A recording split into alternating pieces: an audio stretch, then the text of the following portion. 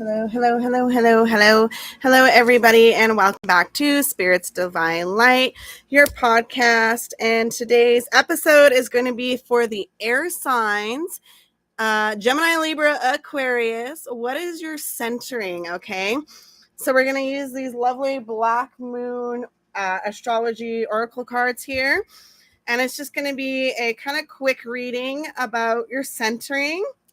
And yeah, so let's cleanse the cards, the energy, and the space, please. Also, please remember that this reading is for entertainment purposes only, may or may not resonate. Please take what does and leave the rest behind for another person to claim. This is a live podcast episode today. I won't always be doing live podcasts. However, sometimes I will be. So if you're listening on YouTube or watching, thank you so much. Please consider subscribing. And if you're listening on any other podcast platform, please consider following, subscribing, whatever it is on your platform. I would greatly appreciate it. Thank you so much. And let's get into the reading. Cleanse the cards, the energy, and the space. Cleanse the cards, the energy, and the space, please. Cleanse the cards, the energy, and the space. Spirit guide, guardian angels, ancestors, I ask for you to join me today in this reading for the air signs, Gemini, Libra, Aquarius, for their centering. So, pardon me, sorry. Gemini, Libra, Aquarius, what do you see about yourself for centering? What do you see, Gemini, Libra, Aquarius, please? What do they see? What do they see, please? What do they see? 3 cards like the other reading I did. Okay. Next is what do you do for the air signs? Okay. Next we have the what do you feel and are sensitive to? Okay. And then we have the what do you think? I heard too much. Okay. So that's fair enough. All right.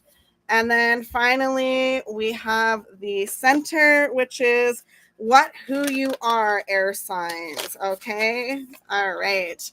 So let's get into this. Next part. All right. Air signs, Gemini, Libra, Aquarius. You have Okay. So you have what you see. Aries in reverse. I am.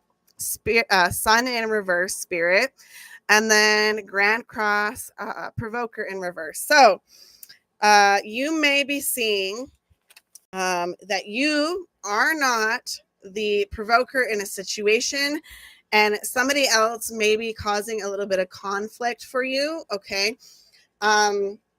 Their personality, because it is Sun, it can also be Spirit, but like something about them is causing a little bit of issues. For some of you, it could be Aries, or you could have an Aries placement that just relates to this.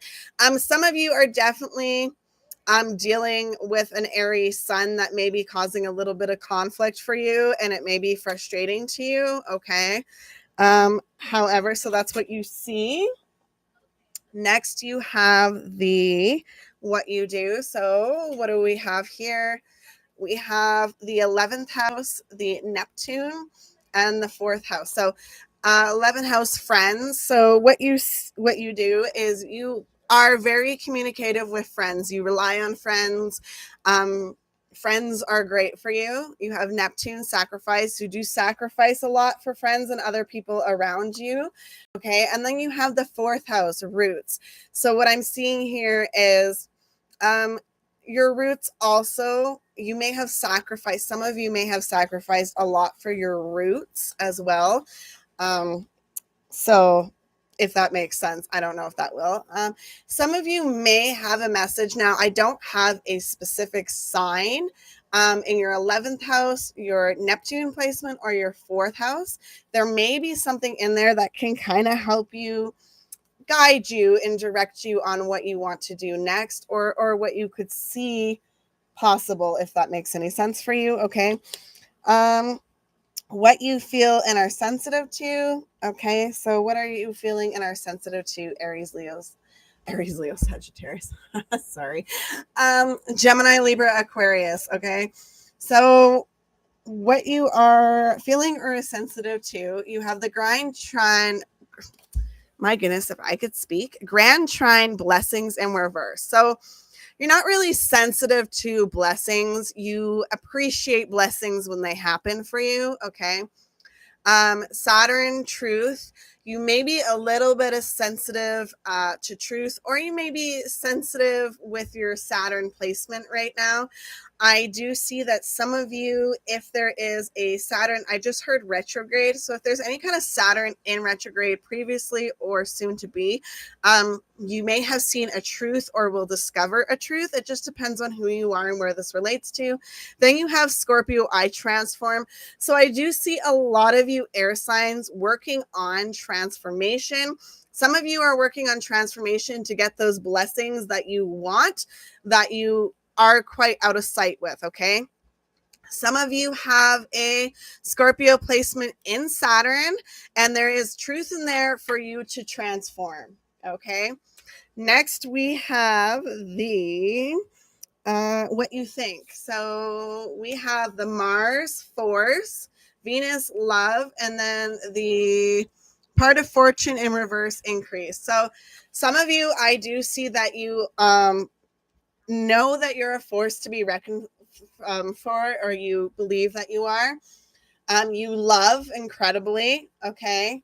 And this is something you think and you know and you understand. And then, of course, you have a little bit of partial fortune with reverse. So you don't really see an increase or think that there will be an increase in finances. However, you kind of are hoping so, whether that's a love connection or just like your own well-being there, okay? Some of you, I also see that something in your part of fortune for some of you, there may be a message there on how you can actually flip this card around. There's something you're not seeing and you need to go check it out in your birth chart. Some of you may have messages for Mars and Venus regarding your love life, okay, and how you can deal with situations in your love life, or any kind of hidden information that you may not know about when you're angry in a love connection. So if that resonates, I know some people it might resonate just a little bit, okay? And finally, for the center part, you have who you are, okay? And then we have the South Node in reverse, life's debt. So I do see a lot of you leaving that South Node energy, heading towards the North Node, which means you have dealt with the karmic relationships or situations or who you once were, and you are working on healing that, or you're walking away from that part. It's like your past life kind of energy of who you were in your past life, okay? Then you have the Moon soul. So some of you are very connected with your moon kind of energy, which is your emotions. And it says soul. So I do see a lot of your emotions do affect kind of like your soul purpose and what you want to do in life. And lastly, here you got element, air element communications. So I do see a lot of you, of course, you're a communicator. You're an air sign, right? Some of you also have an air sign in your moon placement. So there is some messages there about how you communicate when you're upset, or you may need to clarify to other people in such a sense. Some of you may have an air element in your South Node, and that is telling you some information there. Or because this is in reverse, you may have an air element in North Node, which is the direction that you're heading towards, that your goal is to be that air element in your North Node. Okay, so if you have the air element in your South Node, there's a message there on what it is you're leaving behind. If you have an air element in your North Node, it's where you're going towards, okay? Who you want to be, or what you need to achieve to hit your North Node goals, okay? I do know Aquarius North Node is happening in soon. I think it's next year that it's happening. So if you have an Aquarius North Node, there is definitely something in this message for you to pay attention to for the next year. Okay. Thank you so much for watching. I do appreciate your time as always. Please like, share, subscribe, and let me know if this resonated, what you'd like to see for future podcast episodes or videos in general, and have a good one. Thank you so much. Goodbye. Bye, bye, bye, bye, bye.